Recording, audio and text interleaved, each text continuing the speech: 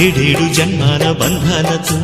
ఈనాడు నీడు పండించనా మరి తయారయ్యే ఉన్న వయ్యారంగా సయ్యత్తు ఒళ్ళోకి వాలంగా చూసుకొచ్చానమ్మా చూడు ఉత్సాహంగా చిన్నారి వన్నెల్ని ఏలంగా ప్రతిక్షణం పరవశం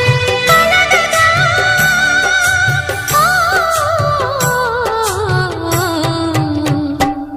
మనసా పలకవే మధుమాసపు కోయిలవై చెలివే